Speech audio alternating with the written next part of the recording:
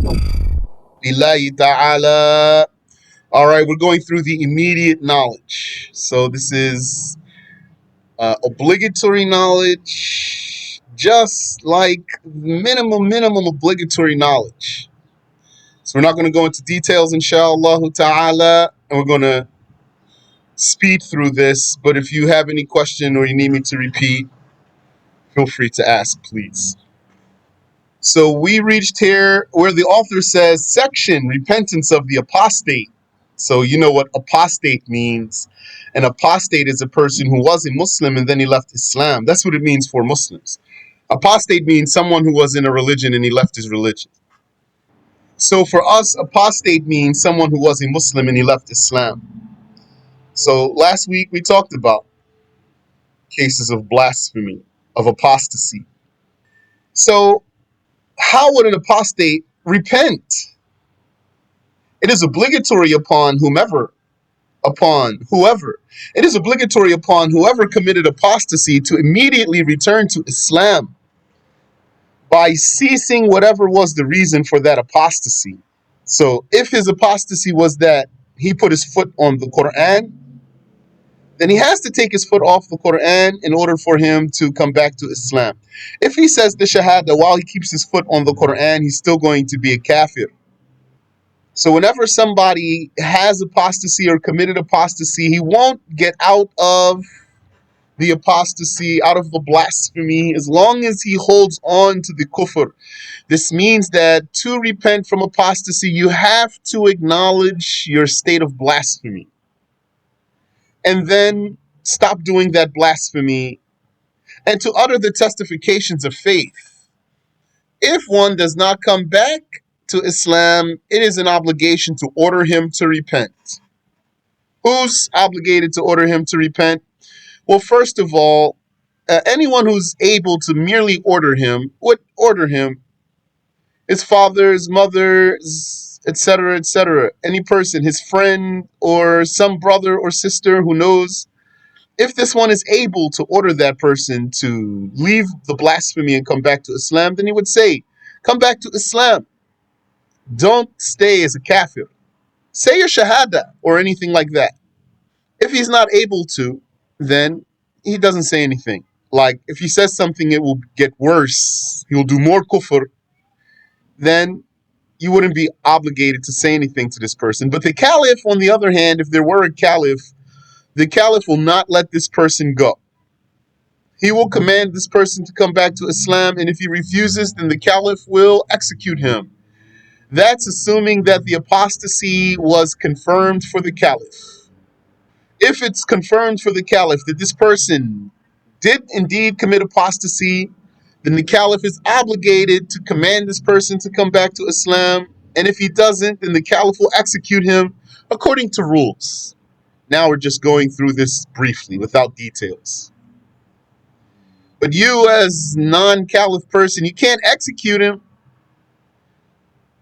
You can just tell him, for example, come back to Islam. Say your shahada. Section. Rulings pertaining to the apostate.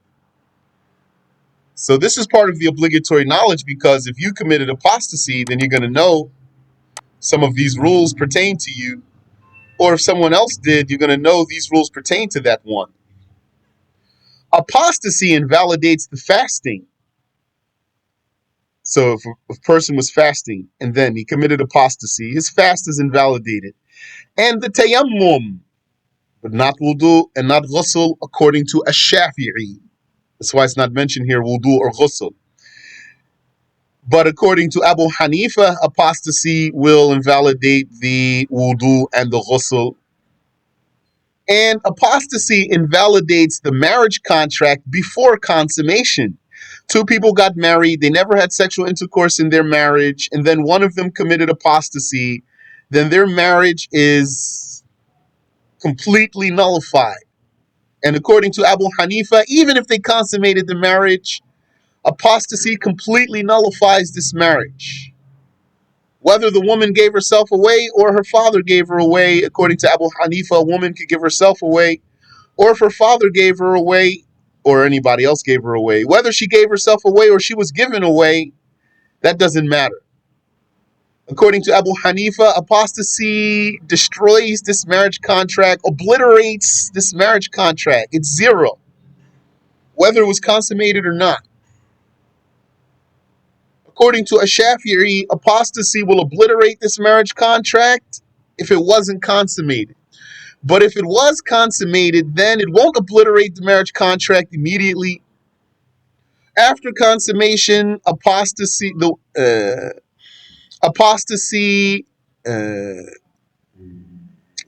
the marriage, so the way it's written here, and after consummation, if the one who apostatized does not come back to Islam during the iddah. So, if the marriage was consummated, and then one of the two spouses commits apostasy, then their marriage is suspended, according to a Shafi'i, not obliterated altogether, just suspended. And now there's something unclear. Are they married or they're not married? It's unclear to us. And it won't become clear to us until either this person comes back to Islam before the iddah passes, or the iddah passes before this person comes back to Islam. If this person, the husband or the wife, the man or the woman, comes back to Islam before the woman's iddah passes, then we know that they never stopped being married since the time of apostasy. It will become clear then that they always were married, they never stopped being married. And if the iddah passes before this person comes back to Islam, then we will know that since the time of apostasy, they were not married anymore. Then it will become clear. Nah. So if you have a question, go ahead and ask. And the apostate's marriage contract is not valid. That means if he wants to do a marriage contract after becoming an apostate, it won't be valid at all in any way.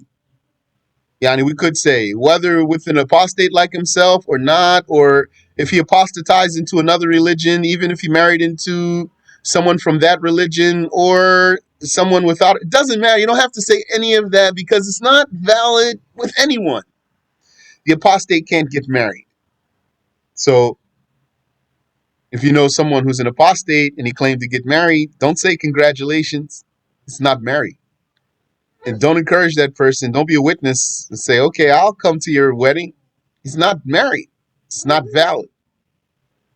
And his slaughter is forbidden, even if he slaughters an animal like the Muslims do. You can't eat that meat. And he does not inherit from anyone. And he's not inherited from. Rather, yani, by any human, he's not inherited from. Rather, his money goes to the Muslim treasury. If there's not a Muslim treasury and this apostate dies, then let a knowledgeable, God-fearing man spend that money on the welfare of the Muslims. And it's not permissible for him to be prayed on. You can't pray for kafir, a dead kafir, I mean. You can't pray for the dead kafir, apostate or not, nor for him to be buried in Muslim cemeteries because he's not a Muslim. So you can't bury him there. And you don't even have to bury him since he's an apostate. Chapter of Purification. Section. The signs of pubescence. The signs of pubescence. The signs of pubescence are 3. The completion of 15 lunar years, or the wet dream for a male and female, and menstruation for the female at approximately 9 lunar years. So there's 3 ways you can tell if someone reached puberty. That's part of the obligatory knowledge, knowing how to determine that someone's pubescent. Because by pubescence, then one will be obligated to do obligations and refrain from sins. So if it's a girl, then she could be pubescent because of menstruating. Or a boy or a girl could become pubescent by wet dream. That means, yeah, and it doesn't have to be a wet dream. It doesn't have to be a dream. Just ejaculating. It says wet dream here because that's just translating what the Arabic says. Al-ihtilam, or something like that. But really, the rule is not by a wet dream per se, but just by ejaculating. So if a youngster who's 9 years old, 10 years old, 11, 12, 13, for example, if this youngster ejaculated, whether while asleep or woke, then this one, by this ejaculation, has become pubescent. Now this person has the status of an adult religiously. That means, what I mean by that is, all the obligations and sins apply to this one. This one who ejaculated, or this female who had a wet dream, or or this female who menstruated, this male or female who became 15 lunar years, or ejaculated, or this female who had a menstrual cycle, uh, even if this one's only 12, 13, 14, now all rules of obligations and prohibitions apply to this one. Just like if that one were 40 or 50 or 60 years old. So imagine on Judgment Day how unsuspecting people are going to be resurrected to find that they have been accountable for things they did since they were 11 or 12 or 13, had no idea that the angels were recording everything they did. They stole some bubble gum from the store, for example. Subhanallah wa bihamdi. Section: cleaning oneself after urination and defecation. That's called Istinja.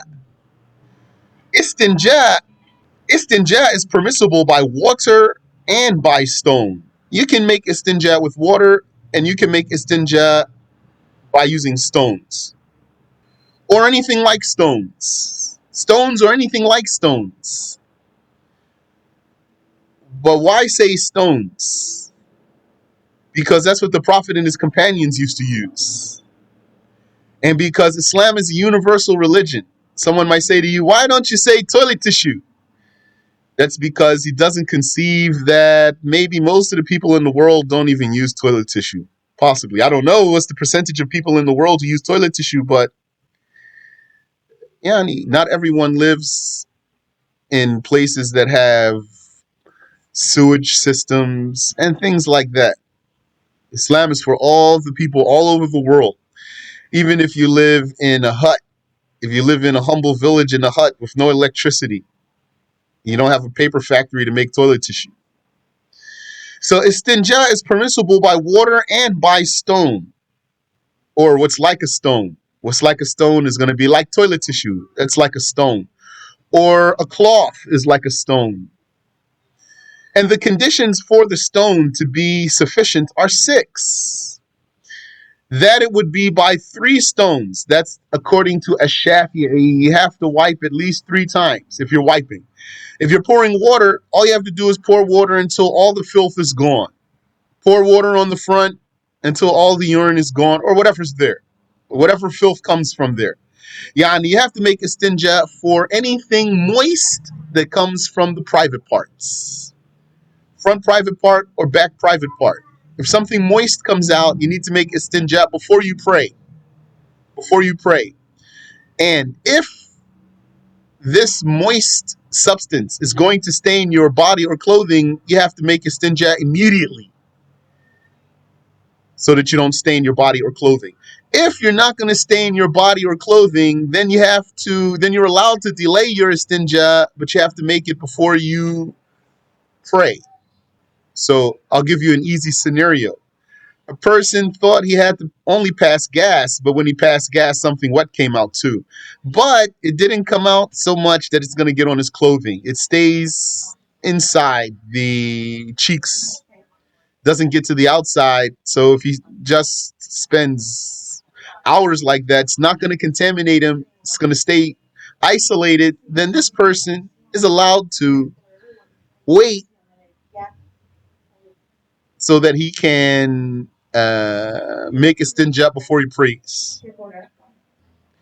If you make istinja by water, then you have to pour the water over the spot until all the filth is gone. So you pour water over the front until all the filth is gone. You might make istinja for urine, or you might make istinja for pre-ejaculation. Pre-ejaculation. That's better than saying pre-cum. Pre-cum's that's really not a nice word. That's on the border of being profanity. Pre-ejaculation or urine or anything else that comes out of any moisture that comes from the front or back private parts. Yes. So, but what if you're using stone? Then the conditions for the stone or whatever's like stone are six things. That it would be by three stones. That means you have to wipe three times. Or by a stone that has three sides. Yani, it's big enough to turn it. You wipe one time, turn it to another side, wipe another time, turn it to another side, and wipe a third time.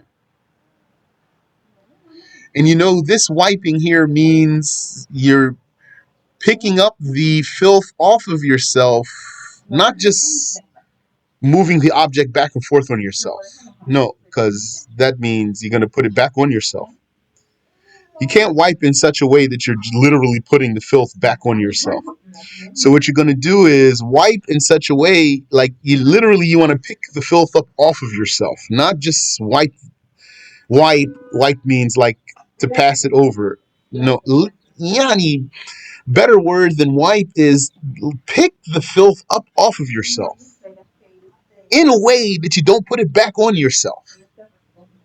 So if you're using tissue, you're gonna use that tissue and then just take it and wipe in a way that you're picking up the filth off of yourself, whether that's the front or the back. Same thing with the stone. And if you never used a stone for istinja, give it a shot. They're very useful. That would be by three stones or by a stone that has three sides by which the place can be cleared. Yani, remember, when you do wipe for istinja, though, you're not going to be considered purified from the filth completely. You will be considered purified from the filth completely if you pour water until all the filth is gone. But if you wipe at least three times or more until the only thing left can only be removed by water, until the only thing left can only be removed by water or small pieces of clay, then that's enough. Even though you're not technically purified from the filth, there's still a trace of filth on you, really, but the religion is easy and you are allowed to leave that trace and you can pray like that. And it's a condition that the exit does not dry. Yani, you have to use water if the filth that came out dries before you got a chance to wipe it. And the filth must not go beyond its place, beyond its limits. Okay, well, before talking about beyond its place means here the filth came out of you, out of the front part or the back part. Okay, and then it got as far as it got, wherever it reached to, and it stopped there. Okay, now you can wipe this, but if it moves past there after it already stopped, now you have to use, excuse me, now you have to use water. Let me repeat. The filth came out of your front part or your back part. And then it got as far as it got. And it doesn't go further. Okay, so here you can wipe this. But if after it stopped, it moved again and went further, now you have to use water. Also, it's a condition that nothing foreign touches that spot. What's foreign? Yani foreign to the private area. So, if you have the filth, the wet filth that came out of the front or the back, if something foreign touches that spot, you have to use water. Like what? What's an example of something foreign? Like head sweat. Head sweat. Like your workout machine. And now you're dripping sweat and you had najasa there, and then the sweat dripped when you changed your clothes, sweat dripped down from your head to that area, then now that's foreign to the spot. Now you have to use water. Or another example is olive oil. Olive oil is foreign to that spot. What's not foreign to that spot? Sweat of that spot. The sweat of the private area is not foreign to the private area. So the filth comes out and there's sweat there in that area, you can still wipe because the sweat is not foreign to that area. The sweat of that area is not foreign to that area. And whatever exits must not go beyond, if it came out of the backside, then it cannot go beyond the inner gluteus maximus. Means it can't get to the outside of your buttocks cheeks. If something came out of the backside, as long as it's still inside the buttocks cheeks, this means when you stand up and the two cheeks of your buttocks come together, there's nothing on the outside, then you can still wipe this. But if something got to the outside, that means when you stand up and the two cheeks come together, there's something on the outside, then you must use water for whatever got to the outside. Or it must not go beyond the gland's penis. Must not go beyond the gland's penis. That means if what came out of the front for the man went beyond the head of his penis, then whatever went beyond the head of his penis, he has to use water for it. It's not enough to wipe it. And for the woman, if the urine gets to the mouth of the vagina, which is where the penis goes inside, then she has to use water. And it's a condition that the stones would be pure. So you can't use something filthy for Istinja like dry deer feces. Dry deer feces are hard like rocks. Well, let me just say deer feces. Deer feces are hard like rocks. You can't use those for Istinja because it's feces. You can't use filth for removing filth. So that's an extreme summary of the rules of Istinja. Section. Wait, there was something I wanted to mention here. Istinja is permissible by water. So if you use water for Istinja, best for you to pour with your right hand and use your left hand to rub the spot. And when it comes to rubbing the spot that has the filth on it, this is only permissible if you're pouring water at the same time. That means you can't just put your hand into the filth and that's it. Just merely stick your fingers into the filth and that's it. That's not permissible. But if you're pouring water at the same time and then you're putting your hand there so that you can rub the spot to remove the filth, that's permissible. And just a detail for your information, some scholars said for the backside, water is obligatory. You don't have to take that, but just for your information, some said for the backside in particular, water is obligatory. Moving on here, section. Obligations of ablution, wudu. The obligations of wudu are 6. The first is the intention, which is an aim of doing something while simultaneously being associated with the deed, and its place is the heart.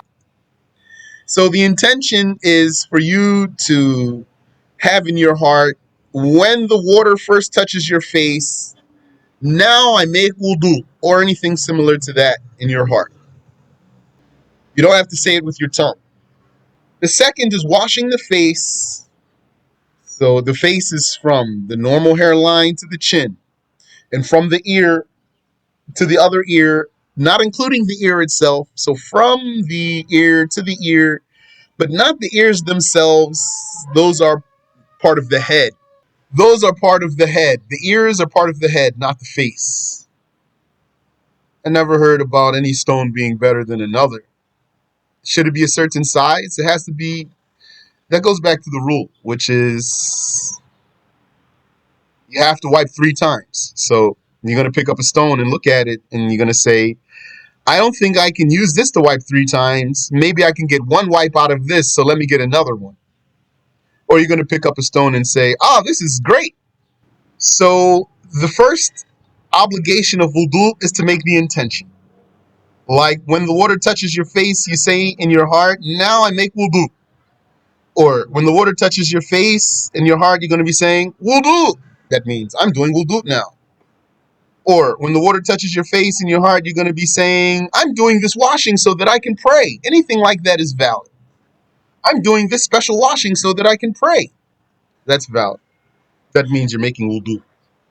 The second is washing the face. That's from the normal hairline to the chin and from the ear to the ear. And make sure you go past your face a little bit to make sure you got everything.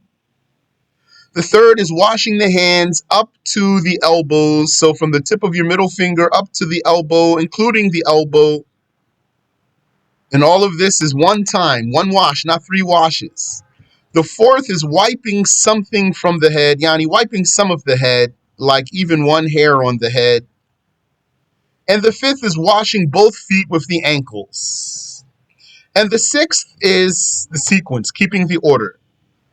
Anything else about wudu that I didn't mention for you is not obligatory.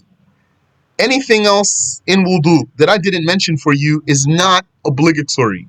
Like what? Like I didn't say sniff the water into your nose, rinse your mouth, wipe your ears, do 3 times. All of those are not obligatory. We're going over now obligatory knowledge. The obligation is what you need to be acceptable to your Lord.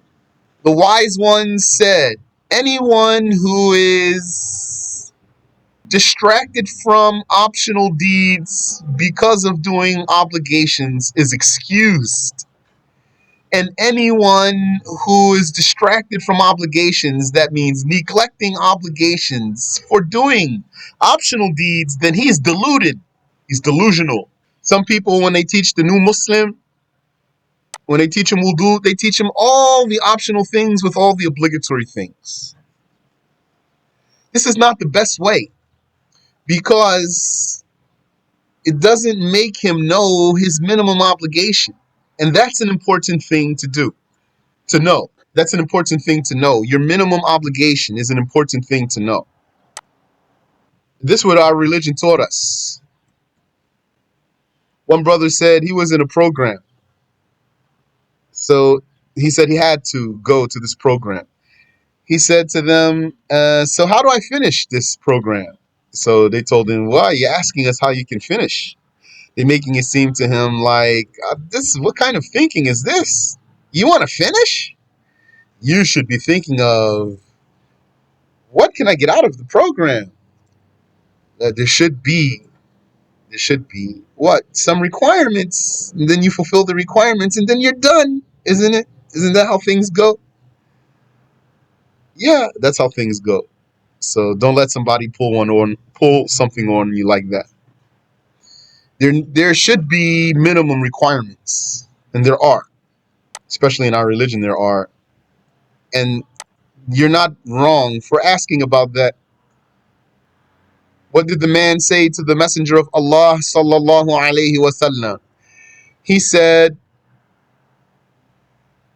I swear by the one who sent you with the truth, I will not volunteer. I will only do what's obligatory. The Prophet sallallahu alaihi wasallam said, this man will be successful if he is truthful. If he truly does the obligations and fulfills them and nothing more, then he will be successful. Now, am I saying this to discourage you from doing optional recommended deeds? No. But I'm doing this to educate you about your religion. That there are minimum requirements. And knowing them is important. And sticking to them is not blameworthy. Sticking to them is not blameworthy. I knew a brother also. Might have told you the story. I knew a brother, he was very upset with our brothers and sisters for teaching obligatory knowledge. He said, but the brothers aren't doing the sunnah. Sunnah here, he means optional things, the recommended good things to do. He said, they don't do the sunnah, and this is, all they're doing is the obligation. So he's offended and he's upset. And he's wearing all white, has white long shirt, white kufi, mashallah. That's good. So I told him the hadith that I just told you about the man who said, I swear by the one who sent you with the truth, I will not volunteer. The next time I saw that brother, he had on a baseball cap. Subhanallah wa bihamdi. And he had on some street clothes. And he could stick to the white clothes though. I just wanted to tell you that story. I don't know if that's because what I said, but that's what happened. Subhanallah. Yani, if you have some strength to do good things, keep doing them. Don't stop doing them because they're not obligatory. Section, invalidators of ablution. The invalidators of wudu are four. What exits from the front or back private part, except, I'm going to remove the word for, except the ejaculated fluid. What exits the front or back private parts makes, breaks wudu. It breaks the wudu except ejaculated fluid. Ejaculated fluid doesn't break wudu because it makes ghusl obligatory. Ejaculated fluid does not break the wudu because it makes a ghusl obligatory. You might say, I don't understand that statement. How does the word because work here? Ejaculated fluid does not break the wudu because it makes ghusl obligatory. What does that sentence mean? That's like, for example, if a person stole, then if a person stole a little bit, then you might shout at him. Maybe you might even smack his hand, let's say. He stole something, little bit of something, very little bit. But what if he stole enough to cut his hand off? Then you're going to smack his hand? Are you going to just shout at him? No, khalas. You don't have to smack his hand. You don't have to shout at him. Not because now he needs to get his hand cut off altogether. What he did this time made the bigger thing, makes the bigger thing obligatory. So the smaller thing is disregarded. If it was something small, he stole one grape maybe, you're not going to cut his hand off. Maybe you'll shout at him when you smack him. Smack his hand maybe. But if he stole enough, you're going to cut his hand off. So once he reached the point to getting his hand cut off, then it means shouting at him and smacking his hand is not an issue anymore. So it's similar to that. Ejaculated fluid makes you have to take a ghusl. That's bigger than wudu.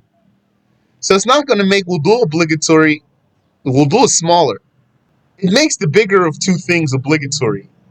So wudu is invalidated by anything coming out of the front or back private parts except the ejaculated fluid.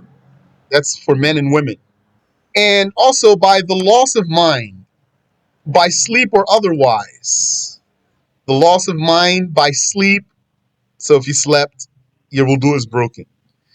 Or you fainted, like someone bust you upside your head with a 40 bottle. Now your wudu is broken because you went unconscious. Or you just went crazy. Now your wudu is broken. Like a person had wudu and then he popped a psychedelic drug while he has wudu and he lost his mind. He went completely crazy. Now he's crazy. He lost his wudu just by going crazy. So the loss of mind invalidates wudu by sleep or otherwise, except sleeping with the buttocks firmly planted. If you sleep with your buttocks firmly planted, that means you sleep sitting up. You sleep sitting up, whether you're sitting on the ground, you're sitting in a chair, you're sitting on an animal, even if your back is not leaning against something. You sleep with your buttocks firmly planted, sitting up. And then you wake up. If you slept with wudu and you woke up like that, with your buttocks firmly planted, then you still have wudu. Because when you sit like that, you won't pass gas unless you move to the side so that you could release the gas. And also, wudu is invalidated by the meeting of skin, yani contact of skin of a marriageable male and female. So male skin contacting female skin, and they are marriageable. So that means not your mom, not touching your mom's skin is not going to break your wudu because she's not marriageable. Not your mother or your sister or your daughter or your aunt or your niece. Touching their skin won't break your wudu. But when we say sister, be mindful. If you only share father, but actually one of you's born out of wedlock, then touching her will break your wudu. Only father, not from mother. Only from father's side. Not that you have the same mother. You don't have the same mother. You only have the same father. And one of you is born out of wedlock, then touching her will break your wudu. And when we say daughter, same thing. If she's born out of wedlock, touching her will break your wudu once she gets big, that is. Not while she's small. So who's not going to break your wudu if you touched her skin? Your mother, your sister, like I just told you though, with detail I told you. Your daughter, with detail I just told you. Your aunt, that's not your uncle's wife. Your aunt is not your uncle's wife. She's just a woman who married into your family. Your aunt is your mother's sister or your father's sister. Touching her will not break your wudu. And your niece, touching her will not break your wudu.